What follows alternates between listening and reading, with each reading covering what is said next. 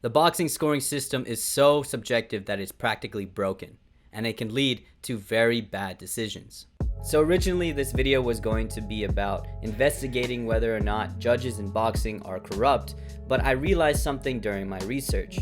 There is very little hard evidence to prove that a lot of the judges in boxing today are corrupt. Of course, you have terrible decisions such as Canelo versus Triple G's first fight, in which Adelaide Byrd scored it 118 to 110 for Canelo.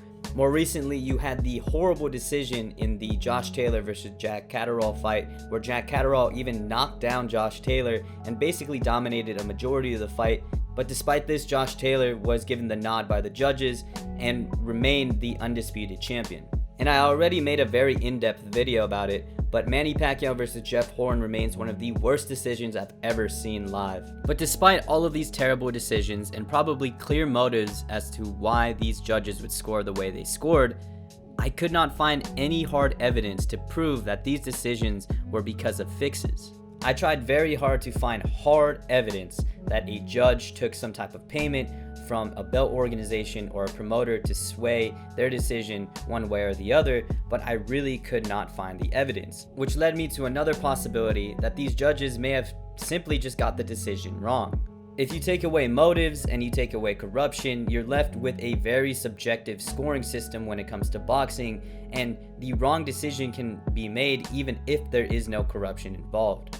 Now, everybody's definition of who's winning the fight is very subjective, but you would think boxing as a sport would probably nail it down and give some type of objective scoring metric, but what I'll show you right now is that the scoring system we have today is very outdated and still allows for a lot of subjectivity. So the current scoring system in boxing today is based on 4 main metrics: effective aggression, ring generalship, defense, and hard clean punches.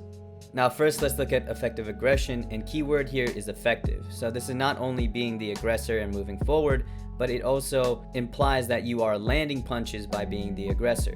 Next is ring generalship, which is basically who is taking control of the action and who is enforcing their style upon their opponent.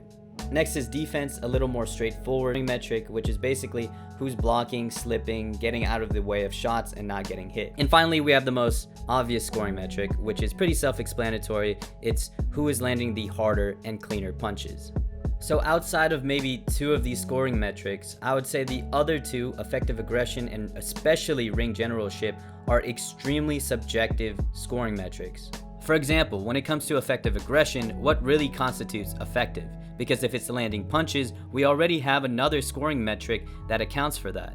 And then when it comes to ring generalship, this is by far the most subjective scoring metric. I mean, in most cases, it's very easy to see when a boxer is controlling the pace and enforcing their style, but in a much more contentious and closer round, how can you objectively score a fight based on this metric? Is it some type of percentage of how long a fighter enforced their style or controlled the pace? I mean, this is obviously when you would consider the other metrics, but to have this super subjective scoring metric, it allows for horrible decisions based on a judge's opinion.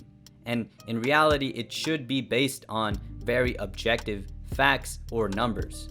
And obviously the scoring system should score rounds consistently, and these scores should be easily reproducible by any judge. So ring generalship just brings so much inconsistency and subjectivity, because the person who controlled a majority of the round or enforced their style the most is almost solely up to a judge's interpretation.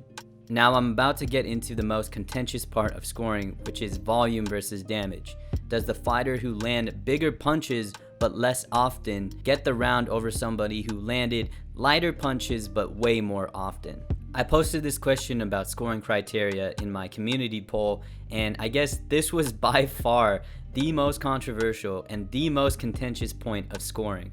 Some people were team volume, and they said that boxing is at the end of the day a sport and it's whoever is landing the most, while others says damage trumps all, meaning the whole point of boxing, especially in the professionals, is to damage and break down your opponent. Now, because the scoring metrics just say hard and clean punches, both volume punches and less frequent but more damaging punches both fall into scoring punches. So this allows for the debate between which one should be valued over the other. Now, we can argue all we want on whether damage or volume should be scored much more than the other, but at the end of the day, it's boxing's fault that we even have this type of debate. I get really pissed off when announcers say a very close round score depends on whether or not the judges value volume or damage. Like, a sport should never get to that point where it depends on which judges are there that night. A volume puncher shouldn't lose just because the judges that night valued damage, and on the flip side, a precision puncher shouldn't lose because the judges that night valued volume. And as prevalent as the subjectivity in scoring goes, there even is objective rules that can be broken as well. So in boxing, when you get knocked down and lose the round, you're given a 10-8 round instead of the usual 10-9 round. And this goes for every subsequent knockdown after that. So if you're knocked down twice, you get a 10-7 round. If you're knocked down 3 times, you get a 10-6 round, so on and so forth.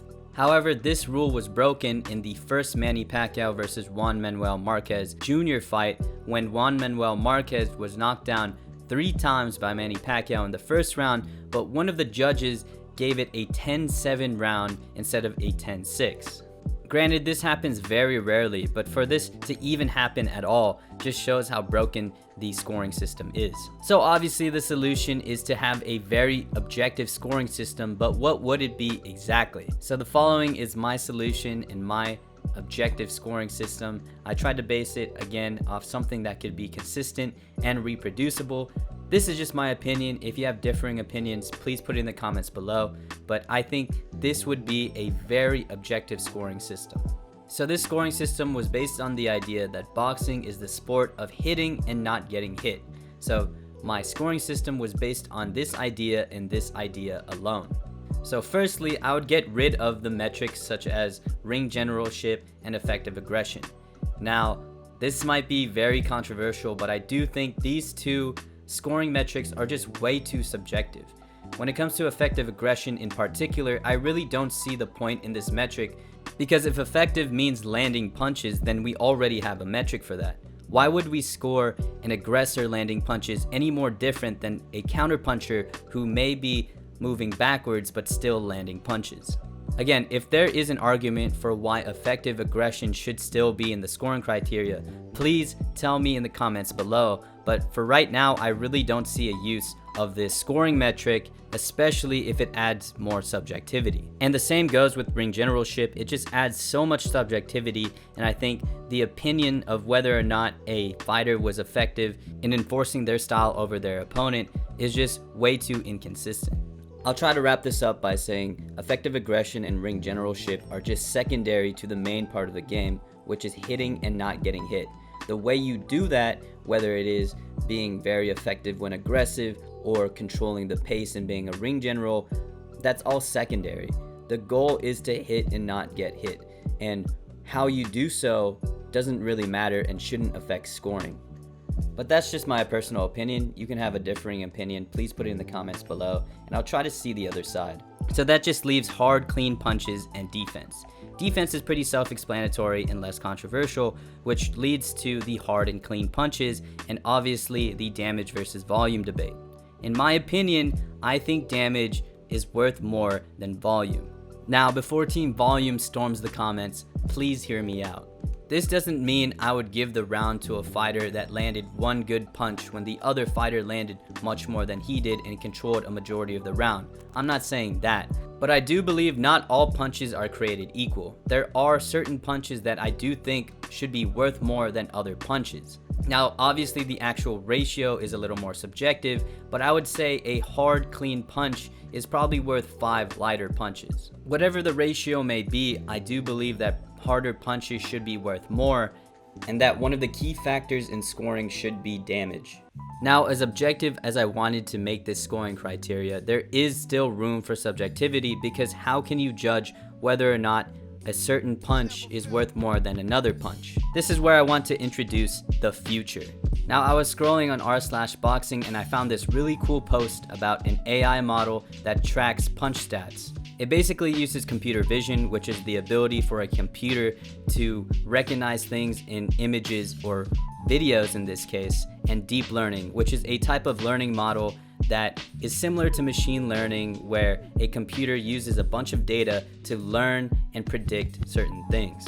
Now, being a computer science student and also a huge boxing fan, this post absolutely made me happy. I mean, the learning model is so advanced, it's able to also detect not only landed punches, but the quality of the punch. So it scores different punches differently, and if we use my scoring criteria along with this model, it would basically eliminate all subjectivity, every fight would be scored consistently, and it would leave no room for any corruption or fixes. So I'll leave the link to this Reddit post in the description below. It's a really cool story about a huge boxing fan and an ML engineer basically creating this type of model to do really cool things. What do you guys think? Is the scoring criteria today very subjective, or is it fine? How would you create your own scoring criteria when it comes to boxing? And do you think that eventually we'll just eliminate judges and AI will get so good that it will detect things consistently? Please continue to subscribe, and I will continue to upload weekly. Peace.